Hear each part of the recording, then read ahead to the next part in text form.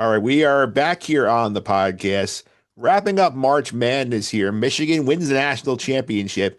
The Big Ten title drought is over. We saw one of the most dominant runs through March Madness here. Joining me today to wrap up our March Madness coverage, Troy Mauriello, my March Madness co-host is here. Troy, welcome back. How are you? I'm doing great, Mike. It was a fun tournament. It was always fun going on with you, breaking it all down. Final four in Indy. I was there, like I said. I was on the floor for you, on the not on Yeah, the actual floor, but on the ground for you, yeah. in person, to give you the full Final Four experience. Yeah, Troy did the legwork for us. Troy was there, like I get down like connecting with the people in Indianapolis. Exactly, exactly. But yeah, it was a great time in Indy. Definitely recommend if you can get out there for a future Final Four. I believe in 2029 it's back there, so definitely recommend it. Yeah, for sure. Definitely a lot of fun there. Obviously, I'll give you the floor first here because like I shared my thoughts on the two Final Four games on the Monday pod. I did the Masters preview. So anything you that stuck out to you from those two Final Four games before we dive into the championship? Yeah, I mean, just the Michigan Arizona game. I mean, we talked about it last week. Like we thought that was going to be the game of the year, the game that we were going to remember, for a long, long time. And it turns out to just be a Michigan bloodbath. It's never really close. It's never really in doubt. That to me was the most impressive game of the tournament. Not even, I mean, Michigan didn't even play that well in the national title game that we'll get to in a second. And they just completely ran through Arizona. I thought that game was going to be back and forth haymakers. Like we said last week, when you don't get as many upsets in the first round and the second round, Sweet 16, it's supposed to lead to these awesome games between heavyweight opponents. We didn't really get that with Michigan and Arizona. It was just a complete knockout. And Michigan's been known to do that all season long. So that was just my big takeaway from that was like we were kind of waiting this whole tournament for a game of that magnitude between these two Goliath programs, these two Goliath teams this season, and it ended up kind of being a dud. If you're a Michigan fan, it was awesome, but to a casual viewer, kind of stunk to see that. I'll just touch quickly on UConn, Illinois too. On the Illinois side of things, like great season for them. Had an awesome run. I didn't think it was going to happen. You, of course, did, nailing the Final Four perfectly. But yeah, they had a lot of people doubting them, and to go the run that they went on. Obviously, they get to play a 14, they get to play an 11, they get to play nine-seeded Iowa in the Elite Eight, but they still had to go through Houston on the road essentially in that Sweet 16 game. But credit to them for getting to that point. I think that's a program that obviously didn't expect to be there. Some of their fans, I'm sure, would have said they expected to be there, but in that region, you certainly didn't expect to go all the way to the Final Four. So they exceeded expectations. They fall a little bit short in that game against UConn, but great season for them as well. Yeah, Illinois, the UConn's the boogeyman. I sent you the stat. Apparently, like three times in the past like 2 years, they've failed to get to 65 points a game. All three were against UConn, which is the 2024 Elite Eight, Yep. the regular season game in MSG back on Black Friday, and then this one. So fun stuff there here. And I'm glad you shouted out my bracket here because I did end up taking the pool. I won the pool because I did have Michigan over UConn in the final. Yeah, look at that. That is impressive. That's a true college basketball fan right there. Not like me getting like one or two out of four in the Final Four. You nail all four of them, and you nail the title game. Perfect. Yeah, well, I saw like the other person who had a pool I'm in that I want. I'm like, I'm going to enjoy my best bracket ever because I'll never get be this good again. Yeah, that happens maybe once in a lifetime, actually getting all the Final Four teams, especially not picking all the one seeds. I'm sure people had it last year. Yeah. Picking some upsets is big time credit. And UConn was not a hot pick going into tournaments. They were not playing well. No, absolutely not. Yeah, they got smoked by my team in the Big East final. Yeah, a lot of people were on Duke in that region, and I mean in that Illinois region. I mean, like I said, I think most people thought it was going to be Florida, or a lot of people. I think Houston was kind of the Yeah. the sexy pick to could win because of the regional finals or the second weekend being in Houston. But yeah, Illinois, like I said, great. But that's also like I saw someone put this out like part of it, Illinois just getting those, top three, top four, top five seeds year in and year out. Eventually, one year the bracket's going to break for you, like it did for them this year, where you don't have to go through a one seed, where you can play a nine seed in the Elite Eight. Like that's kind of just speaks to the consistency of their program. Eventually, if you keep getting, top five seeds in the NCAA tournament, let's say one year it's going to break right for you, and it did for them this year. Yeah. Let's get to this title game here. Obviously, not the game we expected to get here. Because like I always tell people, oh, hammer the 7.5, 6.5. Michigan's gonna blow them out. For whatever reason, this game, Michigan just could not hit threes, and they seemed to like. I don't know if you were in the building. Obviously, you could tell like that one side of the basket where Michigan shot first half, UConn shot second half. Like something was off with that rim where nobody was hitting shots on that side of the floor. But like this was like I feel like a deceptive tight game where like it felt like Michigan was at arm's length most of the time, and then UConn tried to get close to the end. They just couldn't, finish the job there, especially after that one sequence where, Caravan hits the three, Michigan misses the free throws. Caravan settles for the three deep on the other end. And like that was really the game right there. Yeah, that Caravan shot. I mean, he's the guy, just to speak to that sequence, he's the guy you want taking that shot. Obviously, he's been there forever. He's the winningest player in program history, won two national titles, playing in a third national title game. He's the guy you want taking that shot. Like you mentioned, he had hit some earlier in the game as well. But that, I think that was a little bit of a force in that situation. They probably could have worked to get a better shot there, down by four. But yeah, Michigan, like you said, like they played one of their worst games of the year. I feel like they were awful in that game. Everything was in the paint or at the free throw line. It was funny being in the arena because they actually would show like the live shot chart for each team, and Michigan's was just all around the rim and it all misses at the 3-point line. It was fascinating to see, and they were able, like you said, to just keep UConn at arm's length. Kind of speaks to how good this Michigan team was, and I think we're going to look back and look at this Michigan team. And yeah, they were a bunch of transfers, which I'm sure we'll get into. They were a bunch of transfers, but like they were the best team basically from November on, and it showed in this game. Like I said, they played a pretty horrible game, and they kept a really game UConn team that is riding this incredible win streak in the Sweet 16 or later. They kept them at arm's length really most of the way. So just, I mean, credit to them for being able to do that. And credit to UConn for hanging. Like it's not like UConn played this spectacular game and Michigan played poorly. Like I don't think UConn really played all that great either. They struggled shooting, like you mentioned, in the first half. So it was not a really well played game for sure. But credit to UConn for hanging in there. I think Dan Hurley said afterwards, like we went out on our shields or something like that. They have nothing to be ashamed of with their performance. Oh, absolutely not here. And like this Michigan team, I mean, they did unprecedented things. I mean, they scored at least 90 points their first 5 games. Nobody had done it in more than four in any tournament ever since before at this point, which is definitely crazy to think about here. Like you mentioned, like how dominant they were. Like I remember back in November at the Yeah. Players era when like they had an unbeaten Gonzaga team in the final, and Gonzaga was smoking people. They had Braden Hull, everybody there. Hmm. Michigan beat them by 40. I, Hmm. I remember sitting here at the time, like, I'm like, if that team gets to Martelli, they're winning the national championship. That's exactly what happened here. I think a lot of people forgot how good Michigan is because of, the game against Duke, which was on national Yeah. TV. Everybody saw that and saw them struggle. Dave Morrow was in foul trouble in that game, which Hmm. was a big deal for that game. And they lose to Purdue in the Big Ten title game. Like, Hmm. I say, like, those two things really push people off of Michigan when it really should not have. Yeah, for sure. And you brought up the players era. I remember sitting there, I think it was the night before Thanksgiving, and when they absolutely just ran Gonzaga out of the building, and that game was being talked about like, wow, this is the best statistically. It might have been a Ken Palm thing or something like that. This is the best, game we've ever seen in the Ken Palm era or whatever it was. And Michigan, that game was over 10 minutes into the game. Like they just ran them out of the building. And I remember sitting there and being like, this team is amazing. This team's awesome. But so often we see these teams that are awesome in November that it doesn't really carry on for 5 months. Like that was almost 5 months ago now Yeah. that this team has been just elite, like a head and shoulders above everyone else. And I was just thinking about that after the title game. It's just so rare to see a team be that dominant basically from before Thanksgiving to the first weekend of April. You don't see that often.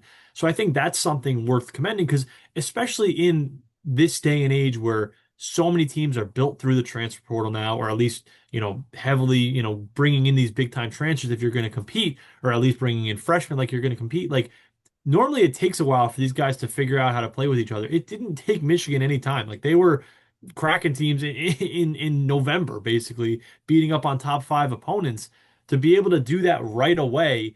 And like it's almost not an insult or a compliment to say about them that like they didn't get better as the year went on because they were so good from November on. Like they didn't need to get better. They just kind of maintained their level of play the whole season long. Just kind of speaks to how great talent really they put together.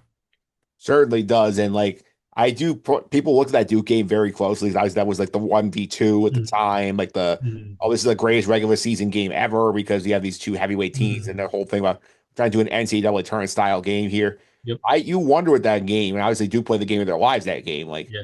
if Mara is not in foul trouble in that game, and I feel like that game goes much, much differently. And Michigan only think will only lost like 5, 6 points. Like if you have Mara on the floor in the first, I think they win that game.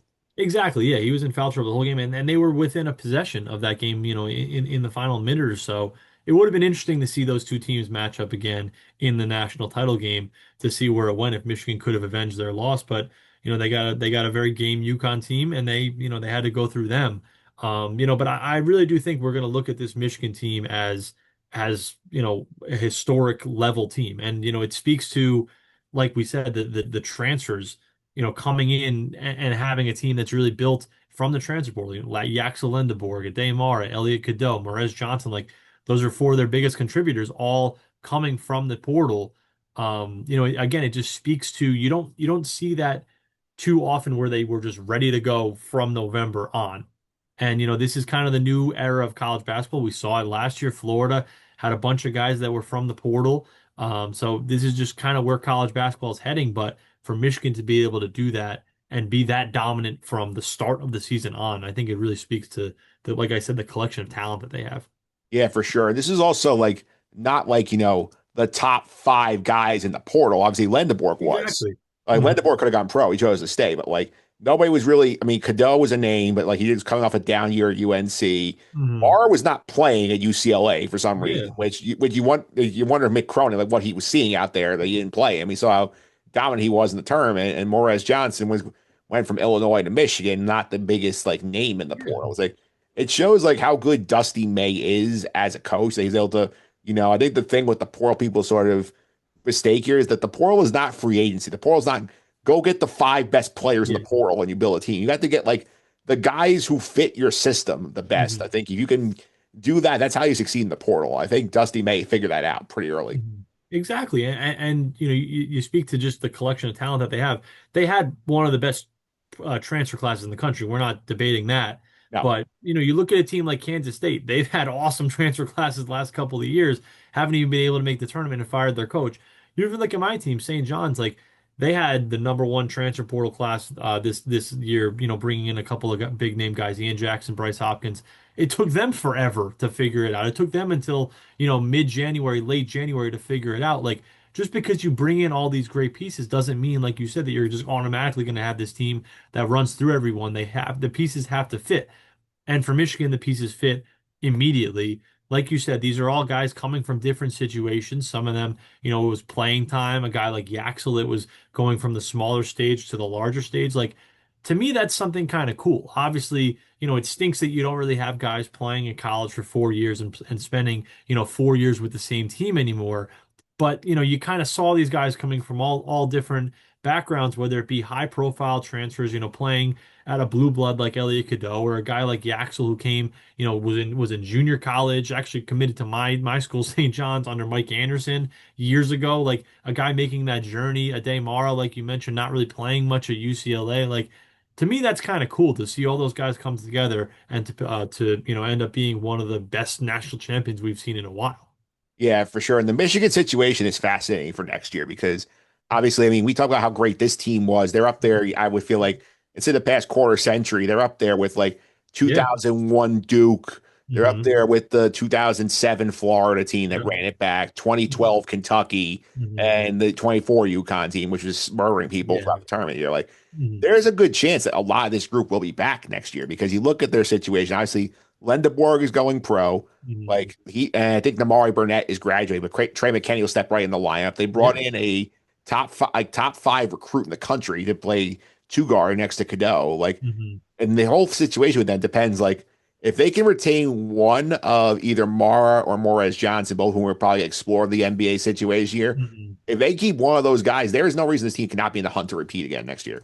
No, absolutely. And you see those, it's almost comical to see like those way too early top Oh, 25 because you're literally just picking names at that point, right? But like yep.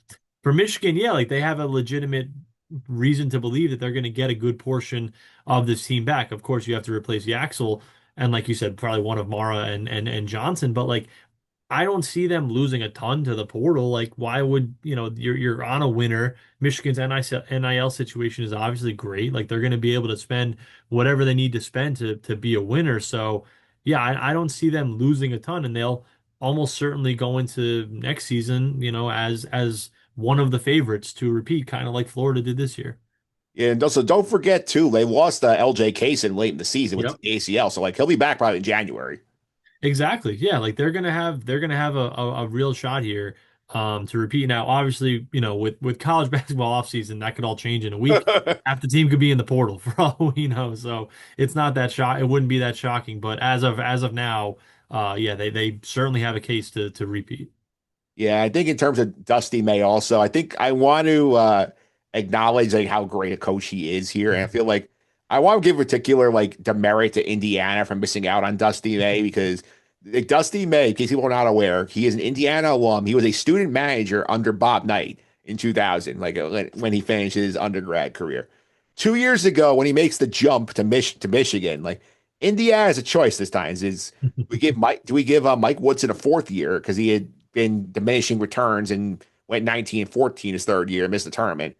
Or do we go like pluck Dusty May now and make sure we Mhm. get that guy in, the alum who remember Dusty May also went to Louisville. He switched to Michigan because he said it felt comfortable in Big Ten country as opposed to the Mhm. ACC. Mhm. So imagine the world where Indiana hires Dusty May. They could be holding both titles, football and basketball right now.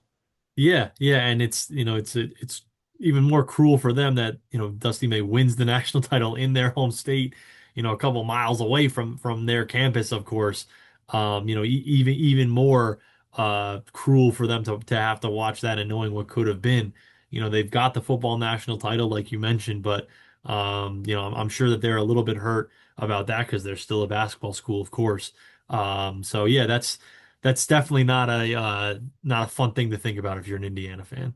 Not a fun sliding door scenario there because, like, you think about here, like the one more year Mike Woodson gave you was another missed term and you get fired here. And then they asked him last year, he's like, nope, I'm good. I'm staying in Michigan. I'm happy with my setup here. So you missed the Uh-huh. boat on that here. And another like thing here is like, we saw like Braylon Mullins had big Mullins at tournament. He's an Indiana kid. So like maybe you could have kept him in state if Dusty May's there. Yeah, absolutely. Yeah, it's insane, right? Like we're probably looking at a completely different Final Four if Indiana makes that move on Dusty May a couple years ago. Yeah, I get the optics there. I get Mike Woods is also an alum and Mhm. like Mhm. played for Bob Knight, so that was a hard sell at the time to say, okay, like yes, Dusty May is the Final Four run with FAU, and he goes back to the term here. Like, Mhm. do we think that he's going to sustain this at a bigger level here? But I think like when you're Indiana in that situation, and you know he's one of your guys, and he's in the Knight family, like I think you need to take the plunge there. I think they're going to regret this for years. Exactly, yeah. And it's odd because we see this a lot, right? Where the coach, kind of in like that lame duck year, that make or break year, a lot of times it ends up not working out. Like that was an example of it. Sometimes you give a coach kind of an ultimatum and they do end up, making a tournament and making a run like that. But in Indiana's case, it absolutely did not work out. We're going to talk about UNC in a while. Kind of feels like I don't know if this was a complete like make or break year for you. I guess it kind of was going into the year for Hubert Davis, but like, that's kind of another example of like a team that like did they maybe pull the plug, a little bit late, a little bit early, like depends on who you're talking to with them. So yeah, I think in terms of that, in terms of being a blue blood school, it always makes sense, I think, to move on a little bit earlier than a little bit later. Yeah, we'll talk about that stuff in a minute. Give UConn their flowers well here because obviously we know earlier, no way in this tournament going in thought, oh, this could be a team that's gonna be in the championship game and basically have a chance to be within like striking this in the final minute. A lot of people had them out in the Sweet 16 to like Michigan State Yeah. or losing to like UCLA in the second round. This team gets there and goes to show you like how great a coach Dan Hurley is over there. Like this is a team that was not as talented as the two that won the title. And No. like the last 2 years, like they obviously have been to three title games in 4 years. The only coach who's really done that are like John Wooden, Adolph Rupp, and Coach K, which is Mhm. absurd company to be in here. Mhm. If he got the third, I would say put him in the Hall of Fame right now because Mhm. nobody only six men in history have ever won three titles, and Yep. he's would have been one of them. But the last 3 years, championship, loss to the champion in the round of 32, lost to the champion in the championship game. So like this is an absurd run that they're on. Yeah, not a bad 4 years of college for Alex Caravan either. Yeah, it's pretty good. With those 4 years. Yeah, but like you said, I mean, it pains me to admit as a St. John's fan and all the battles that we had with UConn this season, but yeah, just an incredible job by Hurley getting them to that point. Like you mentioned, going into the tournament, obviously they were not really anyone's pick to make a deep run. Maybe some people I think I actually had them in the Final Four, but most people didn't really have them going that far.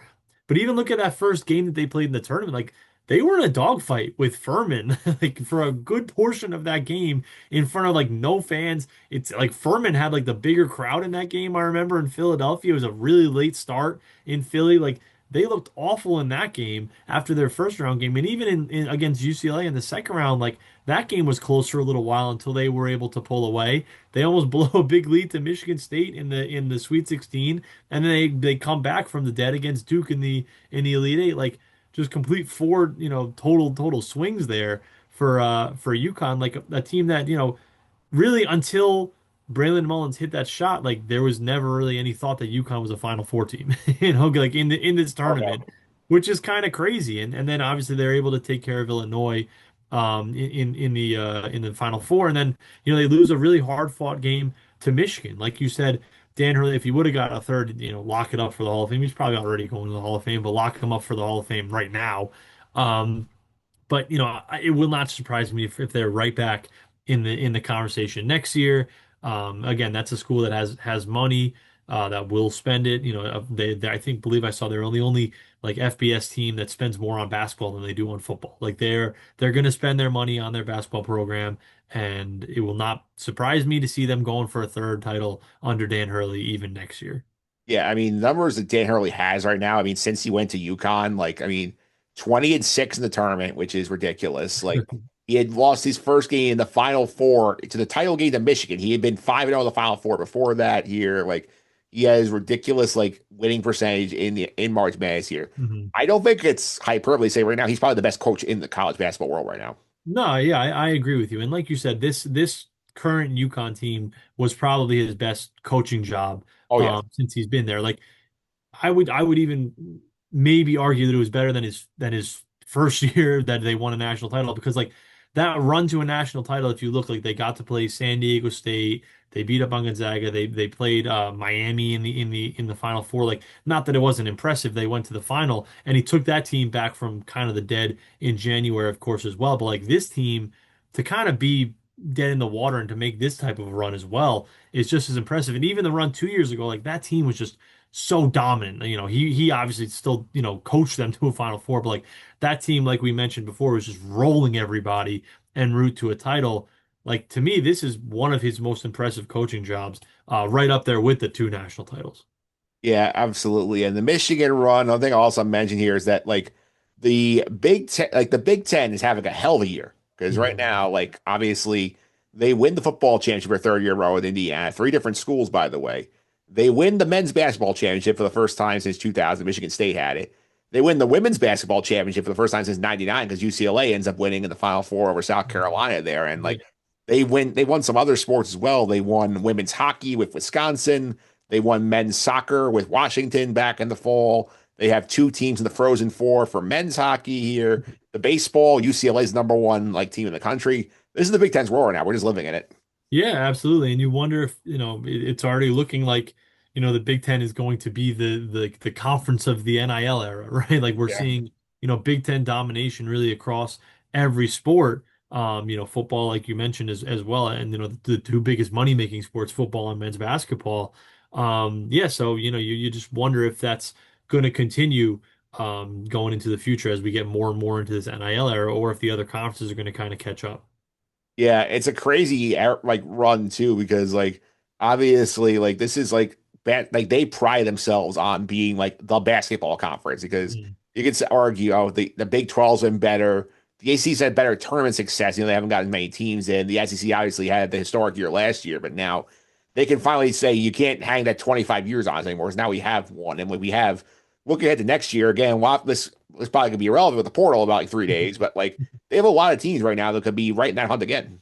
Yeah, yeah, and I mean, look at them this year. They had two Final Four teams.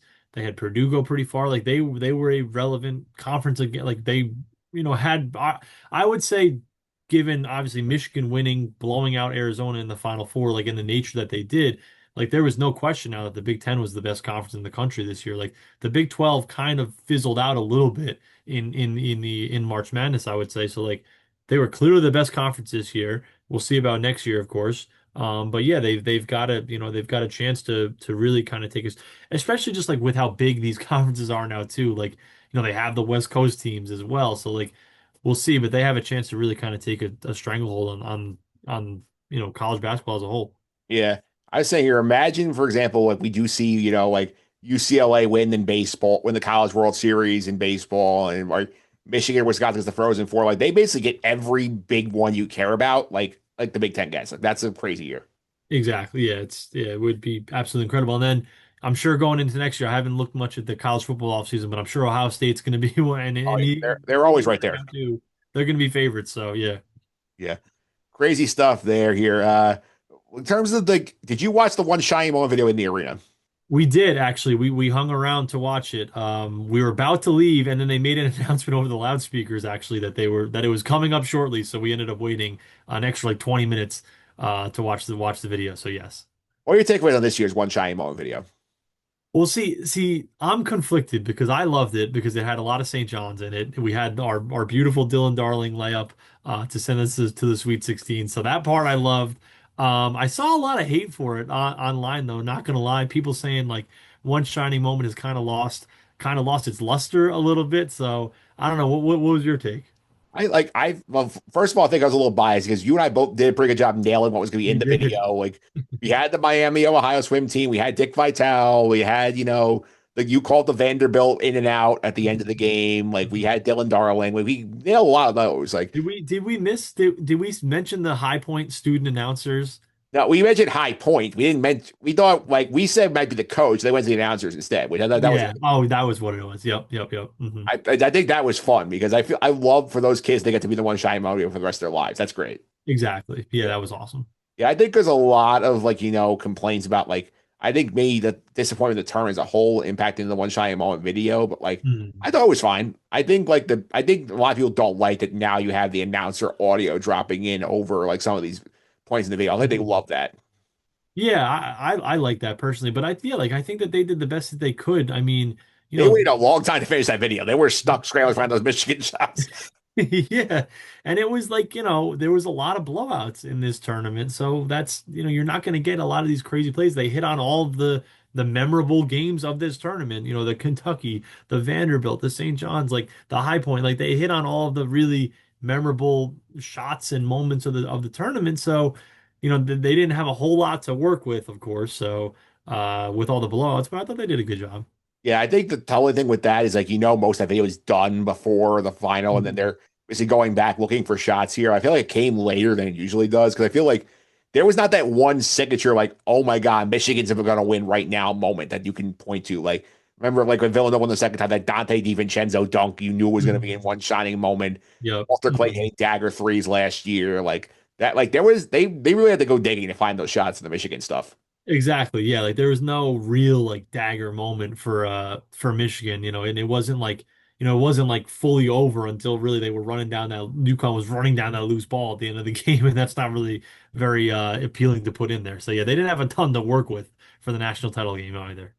No, for sure. I was the one thing I'll say: surprising lack of Illinois for a Final Four team. Yeah, they really weren't in it until you Like saw the about a locker minute and a room. half in.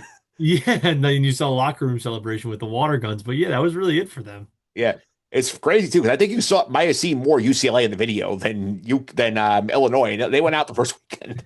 Yeah, exactly. Yeah, it's always someone's always going to probably get left on the cutting room floor, and unfortunately, it was one of the Final Four teams, I guess. Yeah, Swole guy also did not make the cut. I know you were convinced Swole guy was going to be in there. Yes, that was our pick from last or from a couple weeks ago. But yeah, that was a notable omission, I guess, from them. When they chose the guy who ripped off the shirt and decided to be Superman, like that, they picked that, they put that guy in instead. Yeah, yeah, you can't have too many crazy fans in there, I guess. And nothing will ever beat when we had the crying Villanova Piccolo player in the video. That was an That was iconic. that was the best one. Yes, yeah, and that was when I was in college at St. John's, so I loved every second of that one. All right, so let's go ahead here, do a couple of wrap up things here. Like number one, I'll give a shout to Auburn here because Auburn, we complain like, oh, like they shouldn't have been in, so on and so forth. Unlike a lot of these teams that, take their ball and go home when they don't Mhm. get into the tournament. We saw this, I think San Diego State said no to postseason play. I think Oklahoma said no to Mhm. postseason play. We saw, it might have been Indiana. I think Oklahoma may have gotten the crown, but like we had Yeah. like yeah, we had a lot of teams that could have used reps saying, nah, we're good. Florida State, I know, pissed me off they didn't go because they had a huge heater to end the season. I think they're really going to use Mhm. that time here. Mhm. Auburn not only plays the NIT, they win the NIT. And that's something here. People forget about this. Last year, Nebraska goes, wins the crown, Mhm. plays the whole postseason out. Next year, they are within minutes of the elite. And I know there was a lot of roster change here, but like Mhm.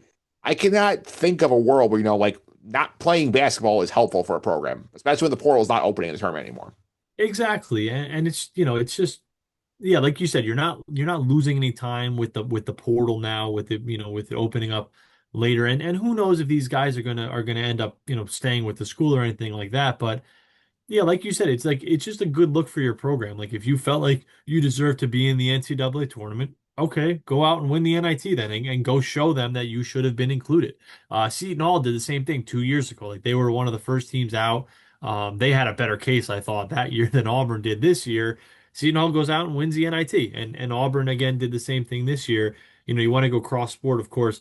Notre Dame in football, didn't want to play in a bowl game after getting left out. Like no, go prove that you deserve to be in the tournament, and Auburn did it. So credit to them.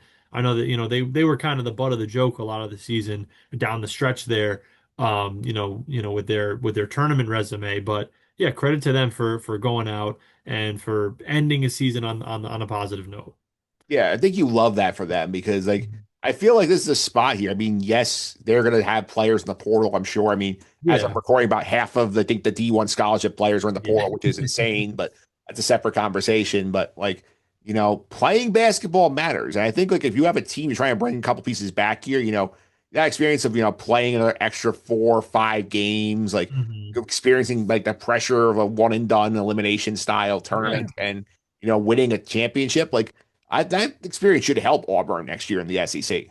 Yeah, and who knows? A lot of these guys have their decisions made throughout the year, but probably by February or January, these guys kind of know what they're doing in the offseason. But who knows? Maybe, a key piece of that team, played in this, like you said, the single elimination tournament and said, that was awesome. We just won that. Let's go out and I want to be with this team next year, playing in March Madness. Who knows? Maybe that ends up happening for Auburn. Maybe it happened, like we said, for Nebraska last year. It's hard to tell, obviously, with half the D1 players in the portal, but maybe that ends up happening for them. Playing basketball is always a good thing for your program. Yeah, and like especially like if you're a young team, like I Mhm. understand maybe if the coach leaves or like Yeah. or like Mhm. something like that happened, like where maybe the coach is gone, you don't want to leave an assistant in charge of this, you're trying to find your new hire. But like the thing that pisses you off, like Florida State particularly, like and you are making this, you're a heater down the stretch. You're basically Mhm. surging to the point where you were needed the auto bid again, you almost got it because you were playing like whites out in the AC tournament. Mhm. To turn down the opportunity to play more basketball with that team, I think is a crime. Yeah, yeah, and that's with a what, a first year coach at Yeah, Florida Luke State. Laux. Yeah, like that's a new coach too. Like that would be awesome to get that experience in tournament play. Like, yeah, yeah, turning that down is not smart for any team. Look at Auburn, first year coach at Auburn. He ends up getting all these reps now in these single elimination games that I'm sure is going to help them down the line. It will for sure here. Let's talk about the UNC hire here, which obviously there was a lot of chaos with this year where it seemed like they asked a lot of big names and a lot of people said no. Dusty Mhm. May turned them down. Tommy Lloyd thought about it and extended. Otzelberger said no. Ben McCollum says no. Scott Drew says no. Billy Donovan apparently was entertaining but wanted to wait until the end of the NBA season for some strange reason. The Bulls are out of it. But like They end up landing on Michael Malone, the former championship coach of the Nuggets. He's now the UNC head coach. He has not been in college since 2001. Was assistant at Manhattan University over in the MAC. So long time, but obviously can't doubt his basketball skills. It's a great Mhm. basketball line. Developed Nikola Jokic into the best player in the world. But like this is an interesting hire for UNC because in terms of it's not exactly Belichick coming down in terms of Yeah. like name Mhm. value here in terms of like this is guy more in his coaching prime, but like this is a whole different like math equation he has to solve. Yeah, exactly. It's really interesting on both sides. For UNC, it's such an out of the box hire for them. We kind of figured they were going to go outside the family for the first time in forever and get someone that, didn't really have a ton of ties to UNC, and they pull someone out that no one at the start of the search would have even thought about them hiring. And that there was really not a whole lot of buzz about even throughout the whole process. So a completely out of the box hire for them. I think that's a program that I was reading up on some UNC bloggers and stuff like that that said, they've been kind of reactive for so long, and you can get away with that, if you're North Carolina, just because you're bringing in so much talent, you have so much money to spend on acquiring talent that you can get away with that. But they kind of wanted to be proactive and bring in an NBA guy, a guy who's been coaching forever, even though he doesn't have those ties to college. So it's a very, very interesting hire for them. How is he going to, react to coming into college? But for Mike Malone, like it's shocking to me. Like for me, I don't follow the NBA all that closely, but it seems like, his firing last year was a complete shock. He Yep. really could have gotten, yeah, he could have gotten any, not maybe not any job, but he could have gotten a ton of NBA jobs if he really wanted one. This is a guy who was coaching, Nikola Jokic, like you mentioned last year, NBA champion. He can become, I believe, the second coach ever to win an NBA title and a college title. And the other was Larry Brown, who did it in the other one. So he can be the first guy ever to win an NBA title first, then a college. Like it's very, very interesting, very, very interesting decision for him as a guy who's been in the NBA forever, who's lived that NBA lifestyle. Maybe it's fewer games in college. I don't know, but like the stress of dealing with the transfer portal and dealing with recruiting, and we hear these coaches over and over again say like you're even recruiting your own players as the year goes on to try to get them to stay. You basically have to recruit 13 to 15 kids every single year, where you don't really have to do that in the NBA really ever. The agents and the GMs and the owners all handle that type of stuff. You don't have to worry about that side of it at all. It's a very, very surprising move for him. Obviously, if he goes and takes UNC to a national title, it would be a legacy changing opportunity for him, but very, very surprising on both ends, like I said. And it makes UNC one of the most fascinating teams in college basketball, as if they weren't already. Yeah, for sure. I think the thing it came down to them was like, obviously, I think Michael Ball has ties to school because like his daughter plays in the Yeah. volleyball team. So like Mhm. he's been down on campus. He was talking to, he was Mhm. hanging out with the staff down there. Like Roy blessed the hires. They were fine with it. I think one factor here is like obviously like the portal opens on Monday, Mhm. like when we're recording here. It's been open for a few days. Billy Donovan, he's not going to end until like 3 days from now, 4 days from Yeah. now. So I don't think they Mhm. wanted to wait a week in the portal without having a head coach. So I think that was the motivation behind the timing of it. Mhm. I think the thing that's interesting to me is that like you had the sitting head coaches for places like Iowa, Iowa State Yep. and Mhm. Baylor all say thanks but no thanks to North Carolina. I think it's a very telling situation about the way the portal is set up now, and the world Yeah. now is like, if you have a good setup at somewhere like Iowa Mhm. or Iowa State, you don't need to make the jump to North Carolina if you don't want to, because like they just watch, that program chew up and spit out one of their beloved alumni in 4 years. Whereas you think Mhm. like, if I recruit the right guys in the portal, I have the right budget, maybe I can make it another elite eight run at Iowa with Ben McCollum and maybe go to a Final Four there and not to deal with, the crazy North Carolina. I think it's this level's the play field, at least on the power conference level. Exactly. And like you mentioned about the level playing field, like with the NIL era and the portal era, like that playing field is more level than ever, at least between power conference teams. Like the Yes. difference between Iowa and North Carolina now, obviously the prestige at North Carolina is through the roof, but from a money spending standpoint, like it's not all that different anymore. And like you said, if a coach is, there's a lot less pressure to win at those schools to where hey, Ben McCollum, and I mean he's probably good either way, but like he's good for a while now at Iowa. There's not that pressure that like it's Final Four or bust, it's national title or bust. You got to beat Duke, you got to win the ACC. Like at some of these programs, like Iowa State is perfectly fine with their situation right now. With what they're doing. Obviously, they want to break through, they want to make a Final Four, but like a school like that, if you're consistently going to the tournament, you're not going to lose your job. And Hubert Davis, that wasn't the case at North Carolina because those expectations are just so high. So like the playing field is level in terms of, between power conference teams. The playing field is level in terms of like money spending and ability to acquire talent, yes, but the expectations are still just completely different. Yeah, plus I think it makes more sense to these coaches now. Like if you're in a comfortable spot, especially geographically, where a lot of these guys have Hmm. their roots set in certain areas of the country. We mean Hmm. McCollum went basically from Drake to Hmm. Iowa, which is like not is I think like one state over basically in Yeah. terms of like recruiting levels here. Like I think like they are more like okay, like do I feel comfortable in this area of the country? Where like I think like if this is the Kansas job open, I think Ben McCollum takes the Kansas job as offered to him. Whereas I For think sure. and we saw with Dusty May, we talked about earlier, like, oh, when he was in the mix for Louisville, Michigan came in. He's like, okay, I'd rather go to, Yeah. I have more Big Ten roots. I want to go into the Big Ten country as opposed to like starting up a new project in the ACC. I think like that's going to factor in more. I mean, the interesting choice is like, could you quibble, like, maybe you try and get Mark Byington out of Vanderbilt? Like, Hmm. maybe, Hmm. like, I think at that point you're down to like your sixth or seventh choice in college head coaches. Maybe you're better off, like just going the pro route because we've seen now Yeah. Kentucky had trouble filling their job last year, like 2 years ago. Indiana had trouble filling a job. They go get Yeah. Darian DeVries out of West Virginia. Like these like big jobs opening are not just automatic. Okay, if you're offered it, you take it. We saw Kentucky flirt with Dan Hurley, he wouldn't leave UConn. Yeah. Like Hmm. it's not a given anymore. Like if you don't have like somebody just craving that job, like you're not gonna just get the first person nibble at it. Exactly. Yeah, and maybe there are some cases where, like you said, like a guy that's his dream job, he would never say no to it. But yeah, if guys are happy and content in the situation that they are, it's not a given anymore that it's, I need to take this blue blood job because that level playing field now, that playing field has leveled so much in terms of power conferences at least. So that just speaks to where we're at right now, I guess.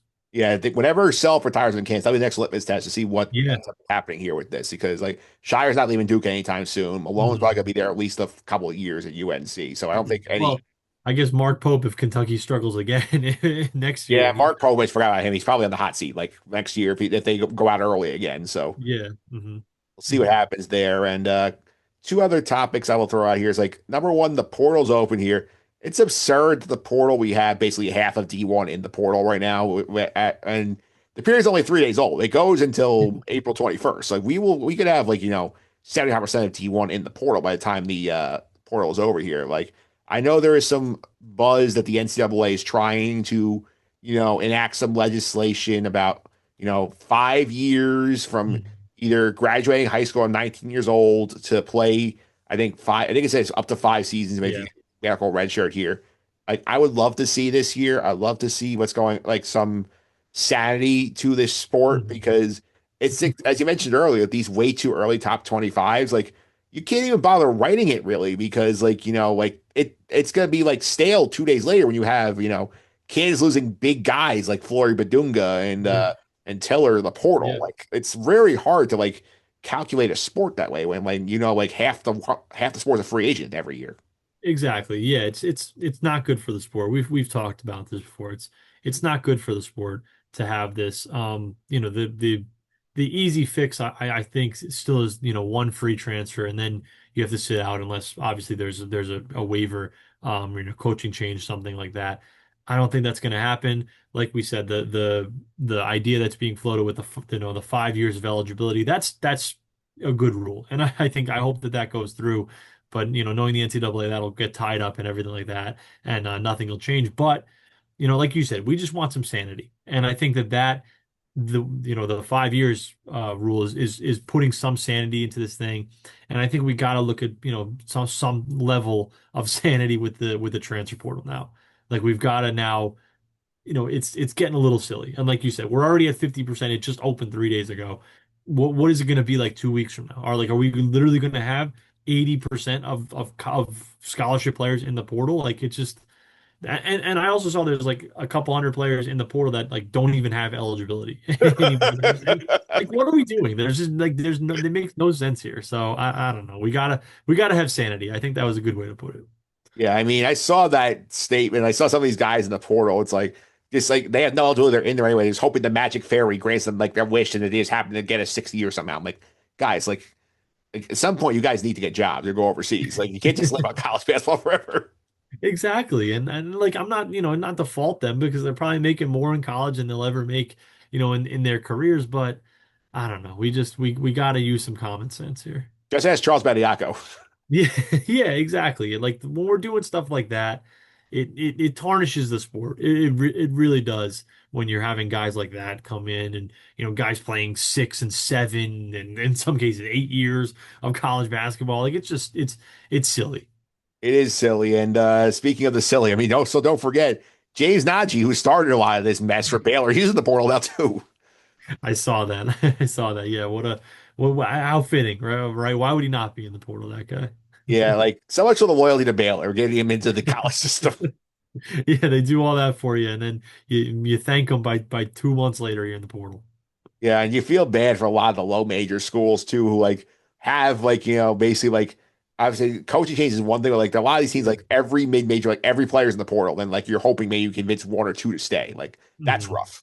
There, yeah, I saw someone floating the idea of I guess this is what European. I know soccer does this. I guess European basketball Oh, the does it. the transfer market where like they get basically you buy out like the player if you recruit them away from the school. Exactly. I think we need some level of that because I mean we've talked about this before. Like the money disparity from the haves and the have-nots is just so much. Like these schools got to get something for you take a team to the tournament, let's say, and then you're out, and then a week later 13 of the 15 guys on your roster are in the portal. Like it's not fair. It doesn't help these mid majors at all. So I think there's got to be something maybe we could, like we said, we can put that in where you lose one of your top players, a percentage of whatever goes back to that school that they can spend then on getting some good players. Yeah, that's the rough part of this here. And the last thing here, have you seen the proposals for expansion? It sounds like it's coming pretty soon. Yes, I have. Yeah. Yeah, so Mhm. just to reset for the audience here, we are in about 95% of America that does not want expansion. And right now, it sounds like we're going to hear probably like the next couple of weeks that the NCAA tournament is going from 68 teams to 76. And Mhm. the idea here is that you're going to have 52 teams in the main draw. The other 24 are going to play in 12 games over 2 days on Tuesday and Wednesday of Champ Week of the first week of the tournament. Mhm. One site in Dayton, one site somewhere else. Probably, I would guess probably Vegas would be my hunch on where the other site is. But the idea here is that you're gonna have this 24 team opening round. It's probably gonna be 6 games with like the 16 seeds and the 15 seeds, and the other six are like the first four are like last at larges in the field. Mhm. Like Mhm. nobody asked for this. This is such a stupid thing.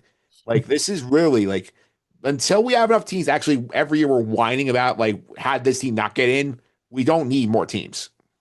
Yeah, I'm curious if we're going to get to a point where, I mean, we almost did this year with Auburn, where a team is like below 500 and seriously on the bubble for the NCAA tournament. Like, it's getting silly. I mean, we've just spent the last 5 minutes talking about common sense. This is not common sense. We're not using common sense here. The NCAA tournament is perfect as it is with the 68. We don't need any more. No one asked for it. Now listen, I'm not complaining about more basketball. Like I love this. I love college basketball. I love March Madness. I'm not going to complain that there's more games on Tuesday and Wednesday. Whatever about that. At least they're not messing with the main draw. I'm sure that's coming later down the line that they'll figure out a way to do that. But like, it's just This does it's miss the main. This does miss the main draw though. You're pulling 12 bunch of XTs out of the draw. I guess, yeah, yeah. I meant like, it doesn't mess with the schedule, I guess, on Thursday and Friday where yeah. But it does in a way mess with the main draw. Yeah, absolutely. So like, it's just it's not it doesn't make much sense to me. It doesn't make any sense to me. Actually, we have a perfect thing, and you're gonna let in these teams now that like I want to watch more basketball. Absolutely, I don't want to watch more crappy basketball, and that's probably what you're gonna get. That's almost certainly what you're gonna get if you're allowing the 13th team in the Big Ten into the NCAA tournament. Just it's not good. It's not gonna be good basketball. No, it won't. And obviously, like The other thing I think that obviously I think this is a lot. I think obviously this is all just to placate the Power Five, just to Hmm.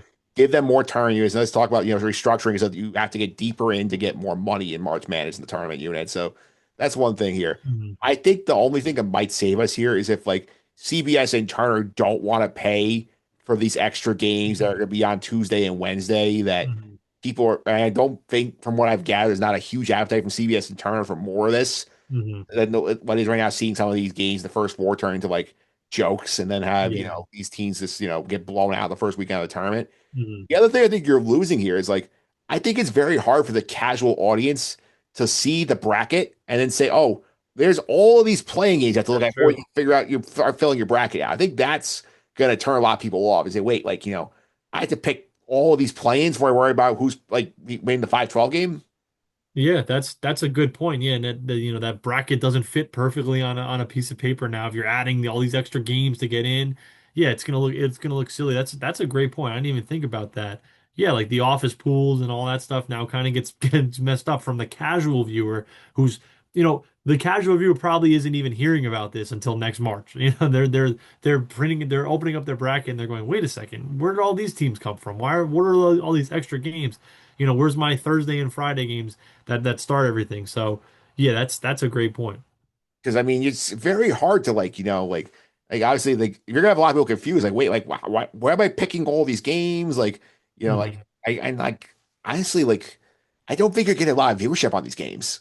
I don't think so either. Yeah, yes. I mean, well, obviously the 15 and the 16 seed games won't do well. But yeah, even like the lower the power conference teams we're going to be seeing the last four or last couple in from those. Like, yeah, I don't see it being there being a crazy appetite for Tuesday and Wednesday because that just doesn't like that's not people's routine. People's routine is like Thursday and Friday is March Madness, not Tuesday at 2 o'clock. So we'll be watching it, but I don't think that the casual American audience will be.